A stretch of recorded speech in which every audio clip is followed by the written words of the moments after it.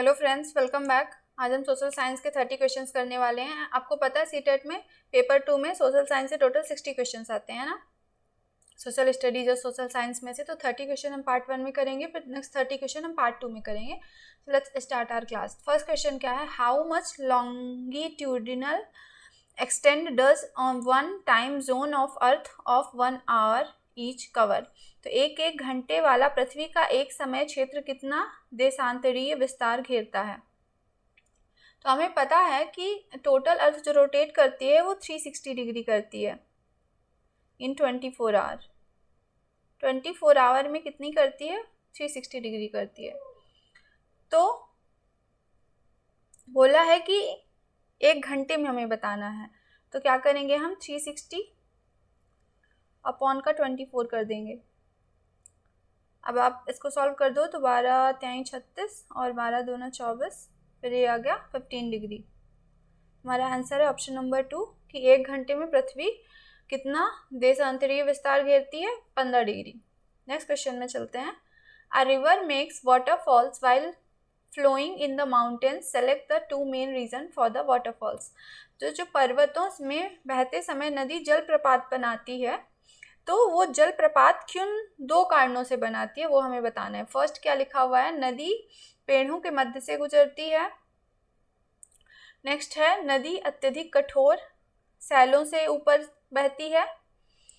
Third है नदी नर्म सैलों के ऊपर से गुजरती है। और फोर्थ में क्या लिखा हुआ है, नदी खड़ी ढाल वाले घाटी में गिरती है। तो इसका सही आंसर हो जाएगा ऑप्शन नंबर 2 और डी, कि नदी जो है वो टफ जो चट्टान होते हैं, पत्थर होते हैं, उनके ऊपर से बहती है और जो है तो खड़ी स्लोप में गिरती है नीचे, इसलिए जलप्रपात बनता है। तो बी और डी सही हैं, तो option number 1 is the correct answer. ठीक है, नेक्स्ट क्वेश्चन में चलते हैं। ये असर्शन और रीजन का दिया हुआ है। असर्शन क्या दिया हुआ है कि there was a huge demand for indigo in the European market in 17th and 18th century. तो 17वीं और 18वीं शताब्दी में यूरोपीय बाजार में नील की मांग उच्च थी। ये कथन दिया हुआ है। अब आपको बताना है कि कथन सही है कि गलत। तो ये बिल्कुल सही है कि डिमांड हाई थी। रीजन क्या है, by the 17th century European both producers persuaded their governments to relax the ban on indigo import।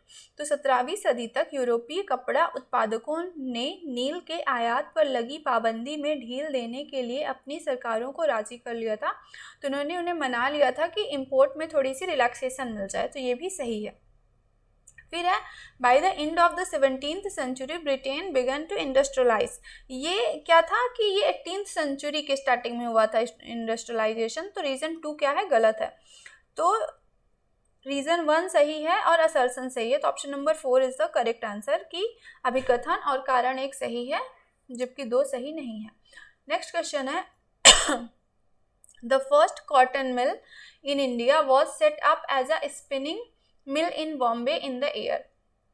तो जो भारत की पहली कॉटन मिल थी उसका क्या नाम था? उसका नाम था the Bombay spinning and weaving company.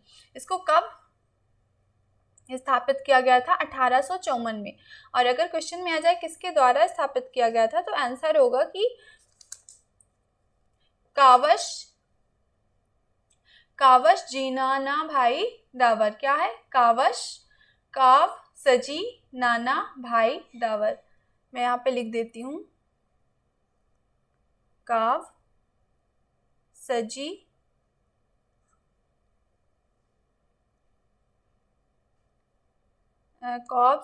दादा नहीं, नाना भाई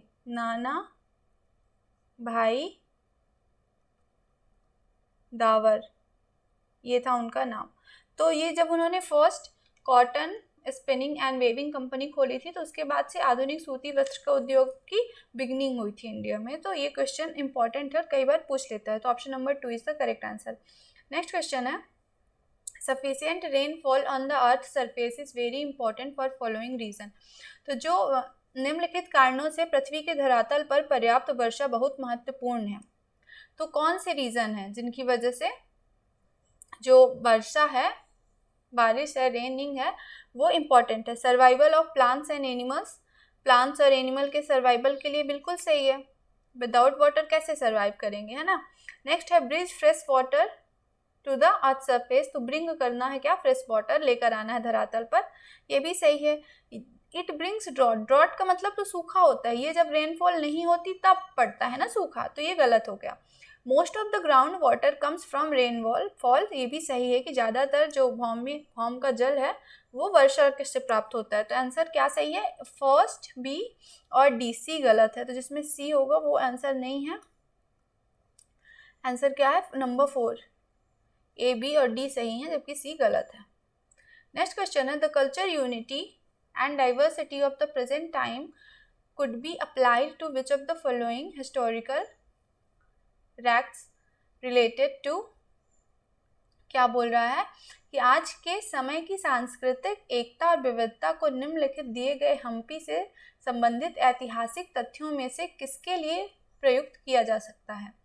तो फर्स्ट में क्या लिखा हुआ है, हम्पी के मंदिर सांस्कृतिक गतिविधियों के केंद्र होते थे, कि हम्पी के जो मंदिर थे वो क्या थे, सांस्कृतिक गतिविधियों के केंद्र थे, बिल्कुल सही है, दे were the centre.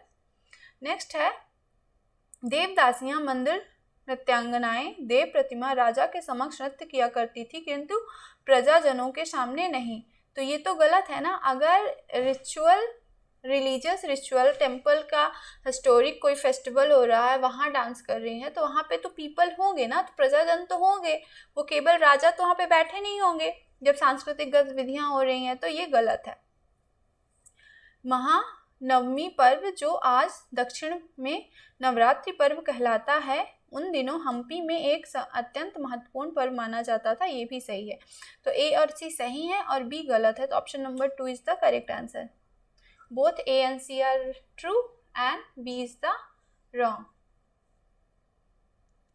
Next question है, in the following how many have been matched incorrectly, तो हमें बताना है, यहाँ पे रिवेलियन दिया हुआ है और उसका सन दिया हुआ है, तो हमें क्या बताना है कि कब कितने गलत हैं इनमें से, तो हमें सही पता होना चाहिए।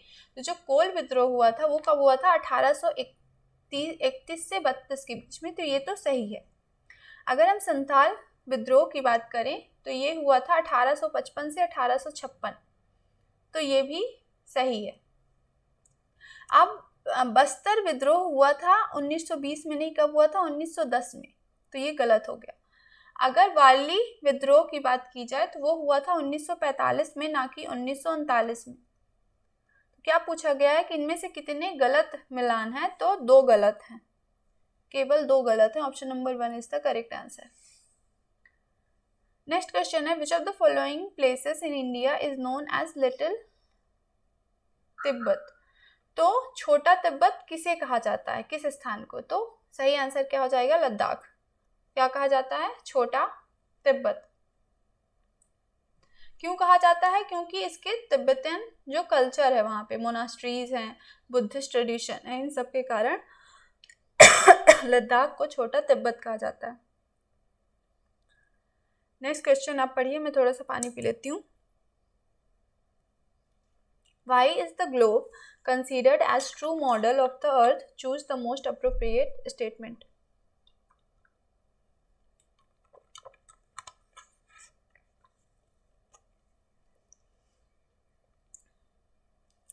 ग्लोब को सही मॉडल क्यों बोला जाता है अर्थ का, सर्वाधिक उपयुक्त कथन हमें बताना है। तो countries, continent and ocean are shown in the correct size, कि it is spherical in shape, it is ball like और इट इज फिक्स। क्या कारण है इसके, तो इसका जो रीजन है वो क्या है कि countries, continent and ocean are shown in the correct size, option number 1 is the correct. तो ग्लोब क्या कंसिडर किया जाता है कि true model because it represents the earth shape without map distractions, showing continents and the ocean in their correct relative sizes and positions। तो वो सारे जो कॉन्टिनेंट्स हैं, कंट्रीज हैं, उनको एग्जैक्ट लोकेशन में दिखाता है ग्लोब, इसलिए सिर्फ शेप के कारण नहीं है, रीजन शेप के साथ साथ कंट्री, कॉन्टिनेंट, ये सब को करेक्ट साइज और शेप में दिखाता है, दोनों रीजन है। तो option number 1 is most appropriate. Next question है, the farmer in USA works like a businessman, justify the statement. कि जो संयुक्त राज्य अमेरिका में किसान एक व्यवसायी की तरह काम करता है, हमें सही कारण का चुनाव करना है। दे यूज ट्रैक्टर यूज करते हैं हार्वेस्टिंग के लिए, सही बात है। फॉर्म का छोटा आकार, नहीं ये गलत है। There are also big farm size, छोटा आकार नहीं है। स्वचालित अन्न भंडार, automated grain storage, option number C. तो ये भी क्या है, सही है। रासायनिक उर्वरकों का उपयोग, केमिकल फर्टिलाइजर्स यूज करते हैं, ये भी सही है। तो ए, सी और D, option number 3 is the correct answer. Next question है, what will be the time at 90 degree east when it is 12 o'clock noon at Greenwich meridian. तो जब ग्रीनविच यमयोत्तर पर दोपहर के 12 बजे हों तब 90 डिग्री पूर्व में क्या समय होगा। तो हमें क्या बताना है, ईस्ट का टाइम बताना है। तो डिफरेंस कितना होता है, 90 डिग्री का होगा, ठीक है। तो हमने अभी देखा था कि हर एक 15 डिग्री में 1 आवर का डिफरेंस होता है ना। हमने क्या देखा था, फर्स्ट क्वेश्चन में देखा था कि 1 घंटा में कितना होता है, 1 आवर में 15 डिग्री का। तो यहाँ पे 90 डिग्री की बात हो रही है, तो 90 डिग्री में कितना हो जाएगा,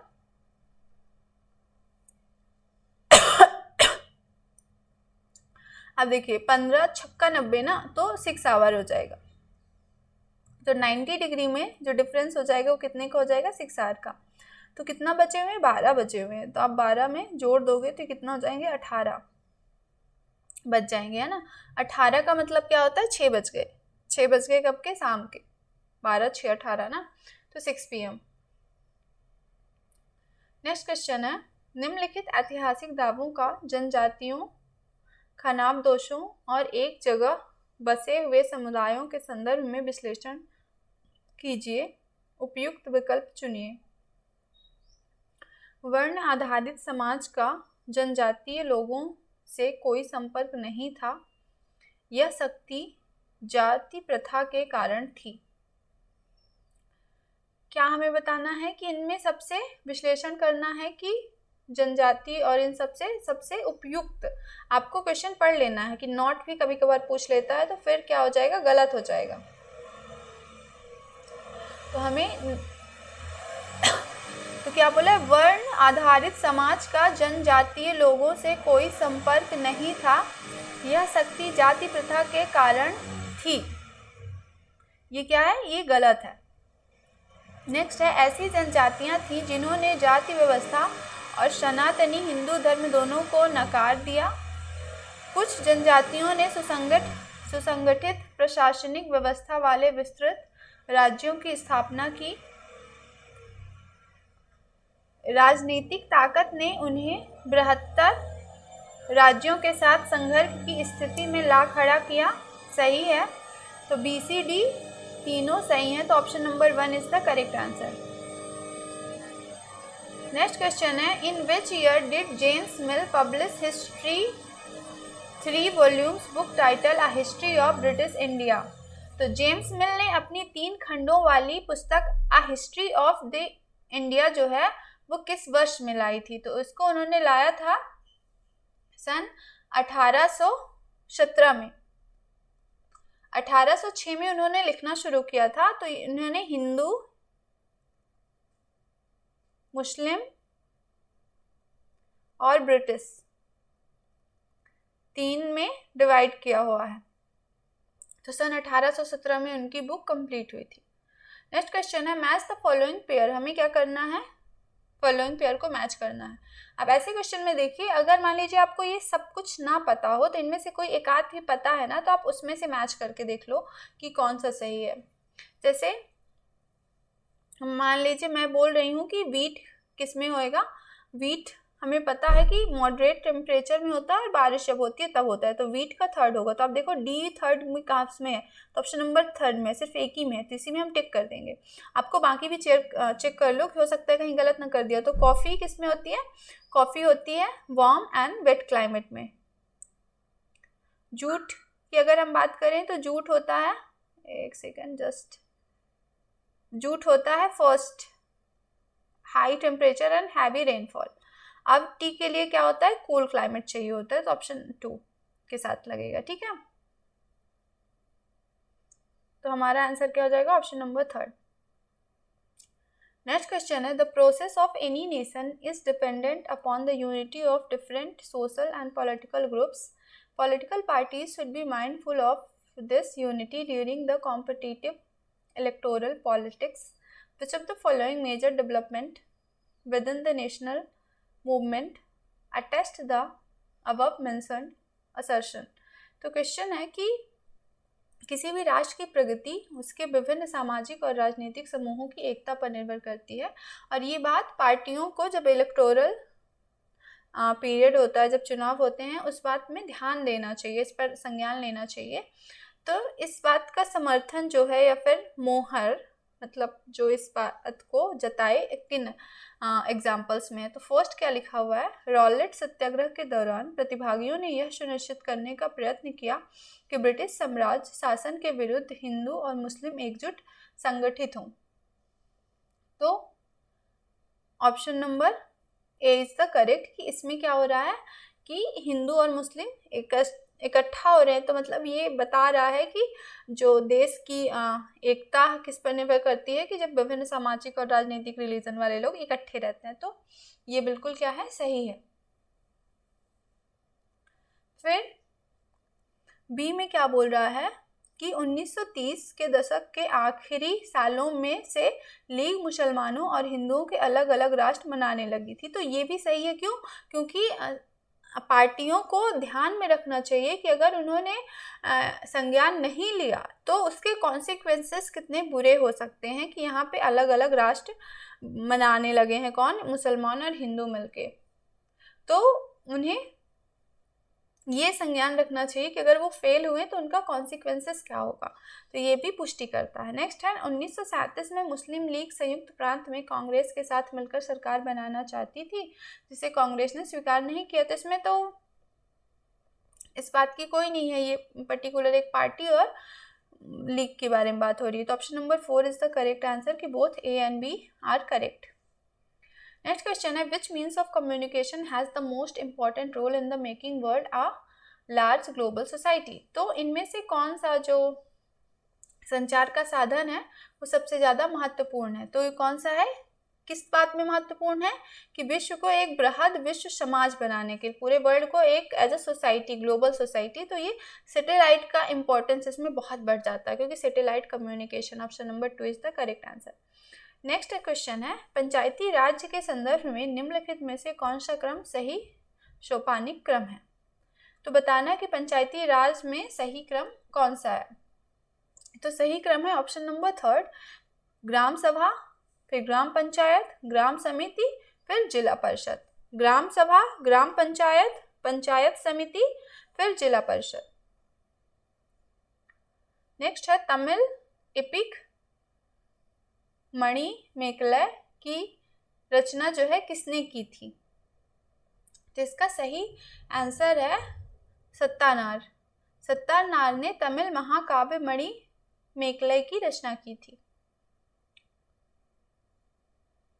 अगला सवाल है, निम्नलिखित में से कौन विभेदीकरण का एक उदाहरण नहीं है। मतलब हमें क्या, देखो यहाँ पर निगेटिव वाला आंसर देना है, डिस्क्रिमिनेशन का जो कि एग्जाम्पल नहीं है।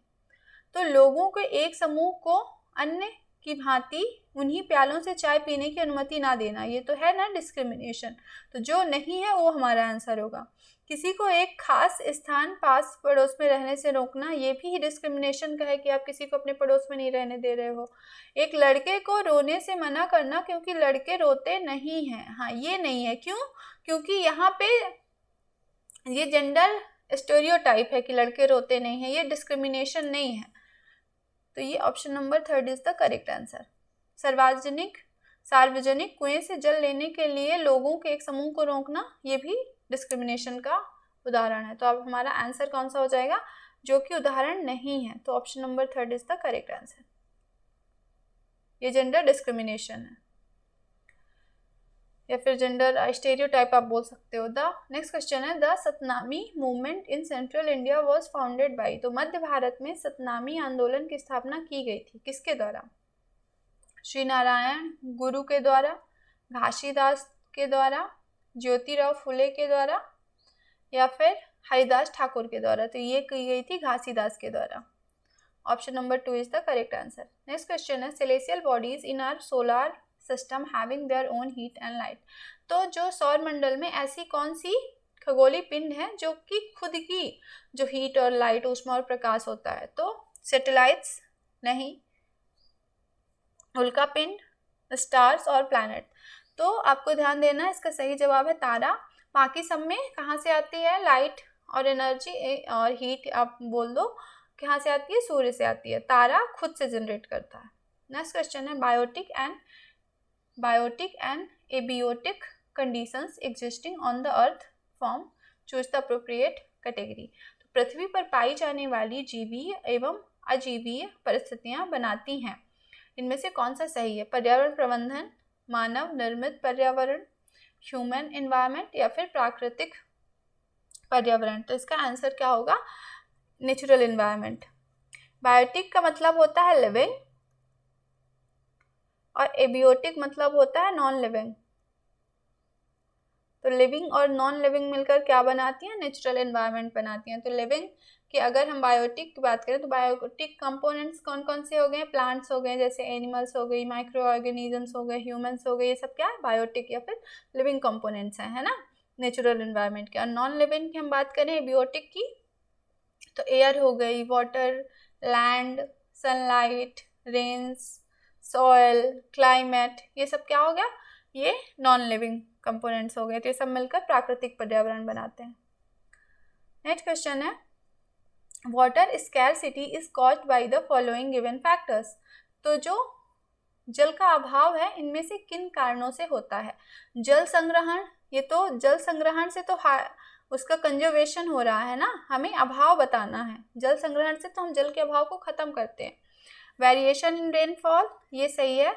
वर्षा में विविधता, टाइमली बारिश का ना होना, ओवर एक्सप्लॉइटेशन, अति उपयोग पानी का कर लेना, contaminated of water, contamination of water, जल का प्रदूषण या फिर संदूषण।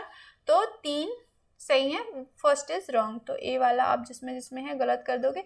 ए से वाटर कंजर्वेशन होता है, ना कि स्कैरसिटी आती है। तो option number 4 is the correct answer. Next question है, which one of the following is not a permanent wind, choose the correct answer.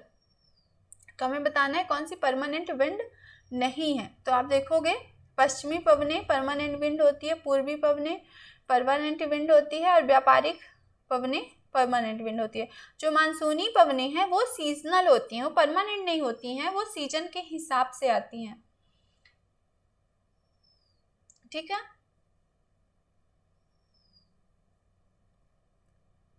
Option number 1 is the correct answer. Next question है,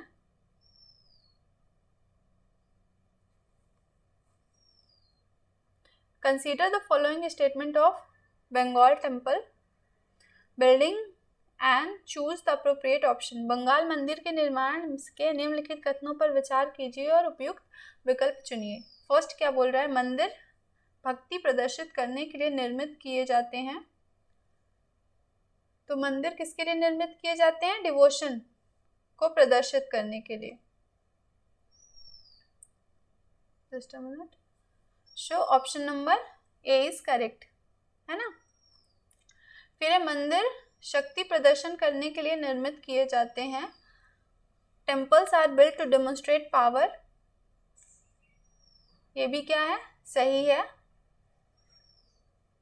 किए जाते हैं ना। Next है, मंदिर के 2 मंजिली छप्पर की झोपड़ियों की संरचना की प्रतिकृति करना आरंभ कर दिया, ये भी सही है। फिर है, मंदिरों ने 4 छत वाली छप्पर की झोपड़ियों की संरचना की प्रतिकृति करना आरंभ कर दिया, ये भी सही है। तो सारे ही सही हैं। तो option number 3 is the correct answer. सभी ए बी सी डी क्या है? सही है। नेक्स्ट क्वेश्चन है, असर्शन क्या है? The process of India becoming a nation was a long drawn one. Emergence of political consciousness and the resulting political associations take time. India did not one day wake up to independence in 1947. Choose the appropriate evidence as reason. तो क्या बोल रहा है कि भारत एक राष्ट्र बनने की प्रक्रिया एक लंबी प्रक्रिया थी। राजनीतिक चेतना का उदय, परिणामी राजनीतिक संगठनों में समय लगा। भारत अचानक से एक दिन में ही 1947 में स्वतंत्र नहीं हो गया था। ये एक लॉन्ग प्रोसेस थी, एक दिन के कारण स्वतंत्र नहीं हुआ था। उपयुक्त प्रमाण कारण का चयन करिए कि ये क्यों ऐसा है। तो फर्स्ट ऑप्शन में क्या बोल रहा है,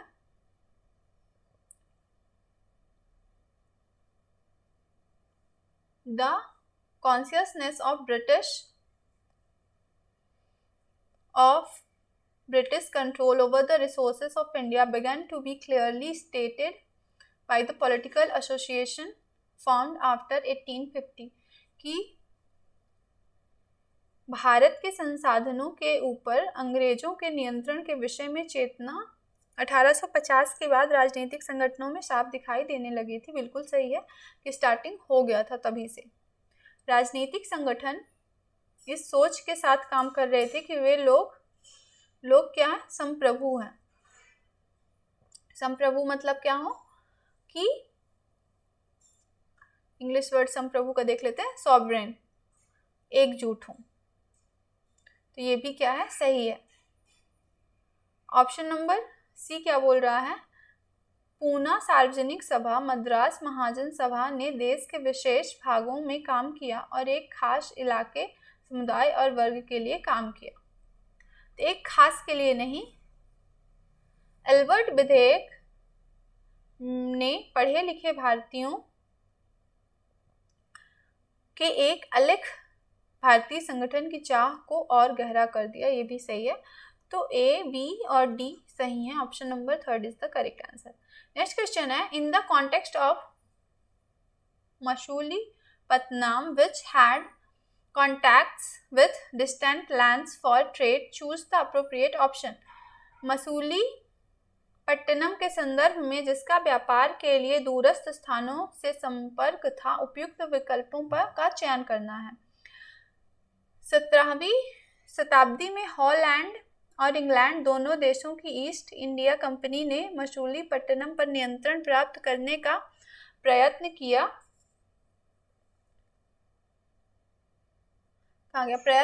क्योंकि तब तक वह आंध्र तट का सबसे महत्वपूर्ण पत्तन बन गया था। तो ये क्या है, सही है। फिर बी में क्या बोल रहा है, हॉलैंडवासी डच, डेनमार्क और स्पेन के दूरस्थ स्थानों के लोग थे। तो ये गलत है क्योंकि डच कहाँ के थे, Netherlands. Dutch were from the Netherland. तो ये गलत है। नेक्स्ट है, विभिन्न व्यापारी समूहों जैसे गोलकोंडा के कुलीन वर्गों, फारसी सौदागरों, तेलुगु कोमटी चिट्टियार और यूरोपीय व्यापारियों की प्रतिस्पर्धा ने नगर को समृद्धशाली बना दिया था। तो ये भी क्या है, सही है। डी में क्या बोल रहा है कि मीर जुमला और मुगल सूबेदार ने हॉलैंड वासियों और अंग्रेजों को आपस में भिड़ना शुरू कर दिया। ये भी सही है। तो बोथ ACDA सही है। Option number 3 is the correct answer. Next question है,